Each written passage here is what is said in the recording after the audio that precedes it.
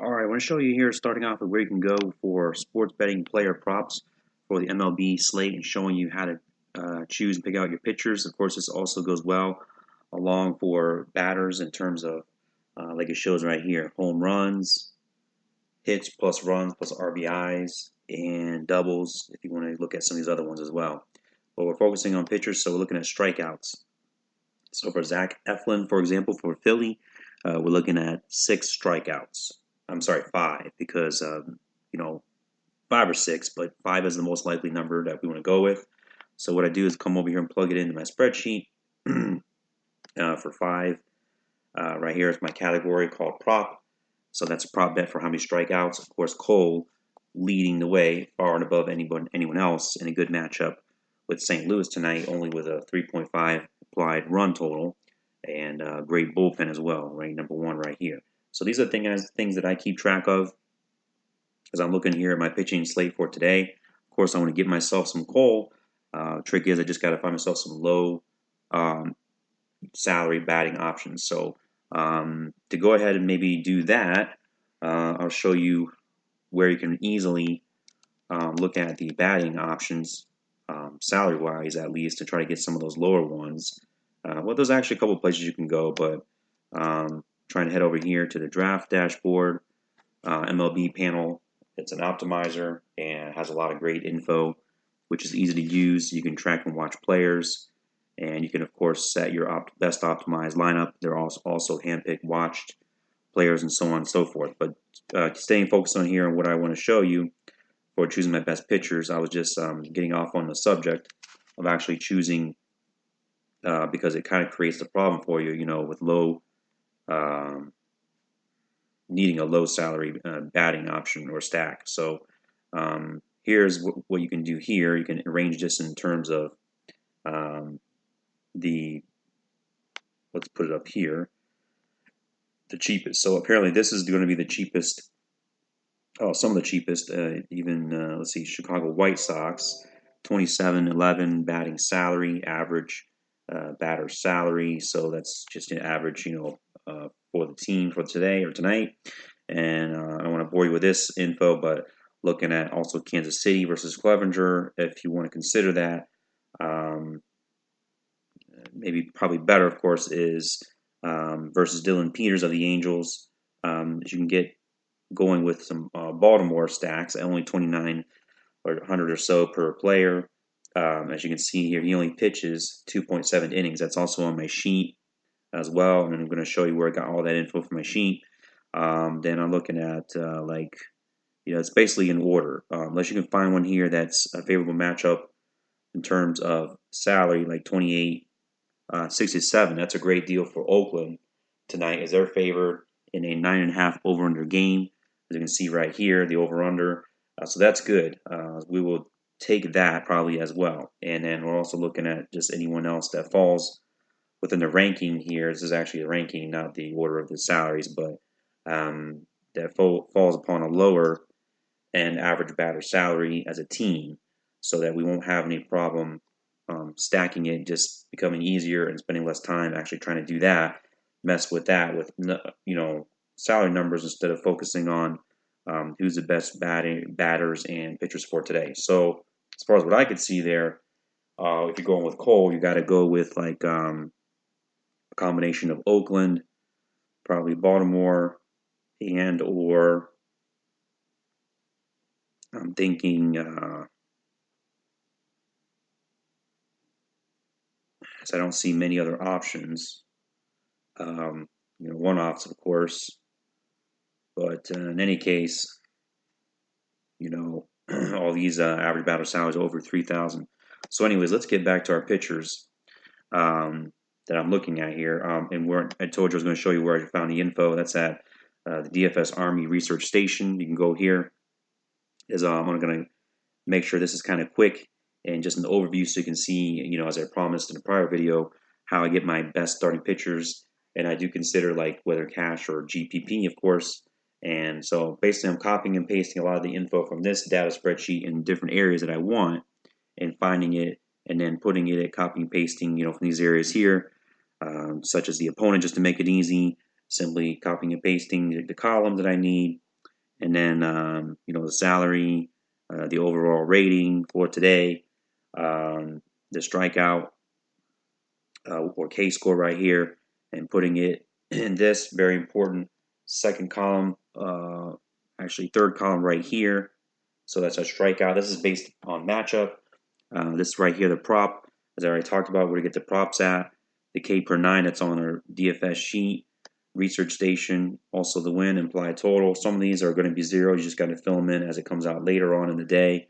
If you want to do that, the opponent run total, the Sierra, very important, of the pitcher.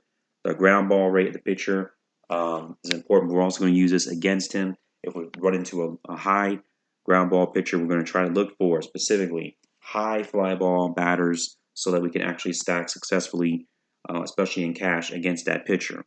And then we're going to look. I'm looking at here versus lefty the ISO and versus righty the ISO, so I can pick out some batters that are giving up some isolated slugging percentages here for tonight. So as you can see here, Clevenger is another great option, as he is, we're looking at solid numbers here, likely to give him the win, to give him more upside to get that win. Versus the opponent Kansas City, who's a weak team, only 3.7 implied run total. Sierra's good for him, even though he had a couple of bad games coming back from the injury. His bullpen is decent, but we normally use this against the pitcher instead of, for a pitcher, of course, as well. Then we also got, let's see what we got here. This guy, Crantrill, I don't know, or I'm not too familiar with him, so I don't know if I would use him. As we can see here, good strikeout score, decent, but not probably what we're looking for in any case there, so we'll skip over him. We're just looking for a third, maybe a value type option. Let's see, maybe Max Fried versus the guy we had, looked at first, Eflin. I don't know if this is possible to get it has maybe we'll get a win, so some upside there. K per 9s is good at 9.5. His Sierra is also good at 3.9. He's also a great ground ball pitcher, I noticed right here. So that's good for him versus Philly, unless Philly has too many high fly ball batters. So we want to consider that either as a plan or a stack against. Probably a little bit higher risker to stack against him because he is coming out overall as one of the, let me take that back, not really one of the best pitchers on the slate because his overall rating is not coming out so high, only 58.3. Can do some strikeout damage versus this Philly team. They're probably giving a lot of strikeouts to pitchers, so that's fine as well. But he's only getting you about 5 innings, so we have to consider that as a risk here, not getting you enough innings, not getting you enough upside for the quality win, quality start that is, and so on. So as a cheap option, maybe that's a good value in tournament as far as Max Fried.